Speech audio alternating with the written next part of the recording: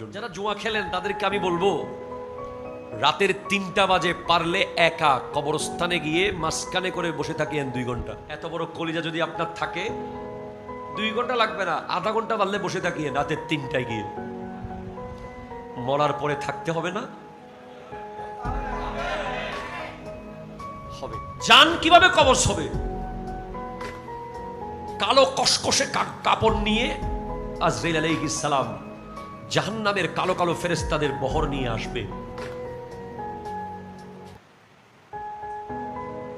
এমন ভয়ঙ্কর সিচুয়েশন হবে, মনে হবে পৃথিবীর সমস্ত সমুদ্রের পানি তার গায়ের দিকে আসতেছে। মনে হবে সমস্ত কাঁটাযুক্ত গাছ তাকে জড়িয়ে ধরতেছে। মনে হবে সমস্ত পাহাড় তার শরীরের দিকে আসতেছে। শরীরের প্রত্যেকটা রগে রগে রুটাকে বের করা হবে। চোখ দিয়ে রু বের হবে, নাকের ছিদ্র দিয়ে রু বের হবে, কানের ছিদ্র দিয়ে রু বের হবে। প্লাস দিয়ে টেনে টেনে নখ খুলে ফেললে যেই ব্যথা,